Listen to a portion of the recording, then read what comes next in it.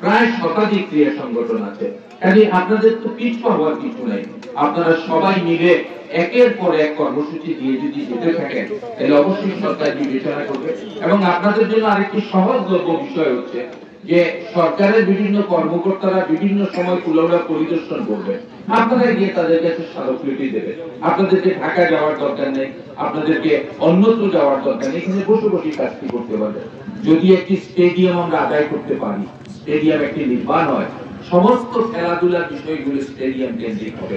এই যে একটি জরাজীর্ণ মাঠ, মাঠের মধ্য দিয়ে খাল, আপনাদেরকে দমাতে পারে নাই, মাঠের কোনো খেলার পরিবেশ নাই, দুই পাশে রেলের স্লিপার, আপনাদেরকে তো আটকিয়ে রাখতে পারে নাই।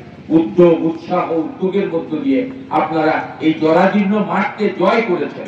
আমার কাছে মনে হয়েছে বসে যেভাবে মানুষ শৃঙ্খলাবদ্ধভাবে বসেছে, আমার কাছে মনে হয়েছে উন্নত বিশ্বের একটি জায়গায় আমরা সেইভাবে বসে খেলা উপভোগ করছি, এভাবে মনে হয়েছে আমার কাছে। এই মনে হওয়াটা তো বাস্তবে রূপ দিতে হবে। কিভাবে দেবেন? একটি স্টেডিয়াম সরকার এত টাকা অপচয় করে, কুলাউড়ার মানুষের মধ্যে তার সমস্ত সভ্যতা সংস্কৃতির বিকাশের জন্য একটি স্টেডিয়াম অপরিহার্য।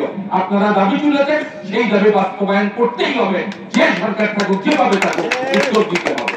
আর সামনে যদি আল্লাহ তাআলার হুকুম হয়, রহমত হয়, আর জনগণের ভালোবাসা হয়, আমি নির্বাচিত হতে পারি, যদি এইরকম সুযোগ হয়, সেক্ষেত্রে আমার অন্যতম প্রধান কাজ হবে, প্রথম দিকের কাজ হবে যেভাবে একটি স্টেডিয়াম আপনারা যতটুকু এগিয়ে নেবেন, ততটুকু আমি পার্লামেন্টে বসে এগিয়ে নেওয়াটাকে বাস্তবায়ন করে আপনাদের স্মৃতিকে স্মরণ রেখে কুলাউড়া স্টেডিয়াম নির্মাণ করব এবং আপনাদের পাবো।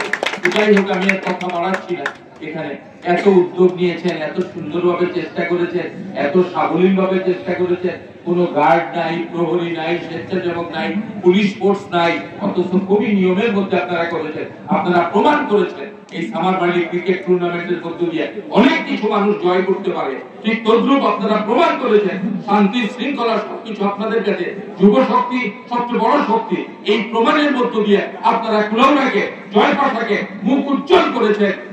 সমস্ত জায়গায় কুলাউড়ার ক্রিয়া তৎপরতাকে আপনারা মহিমান্বিত করেছেন। আপনাদের সকলকে আন্তরিক অভিনন্দন। আমি বিত্তশালী সমস্ত মানুষের প্রতি আহ্বান জানাই, ক্রীড়াকে ছোট করে দেখবেন না। ক্রীড়ার মাধ্যমে সমস্ত ছাত্রছাত্রী মানুষের মননশীলতার বিকাশ হয়, এই বিকাশের ধারায় তার শারীরিক এক্সারসাইজ হয়। এই বিকাশের ধারাটাকে অব্যাহত রাখবেন, সবাই পৃষ্ঠপোষকতা করবেন, চেষ্টা করবেন যাতে সবাই মিলে এই কাজগুলোকে আমরা এগিয়ে নিতে পারি।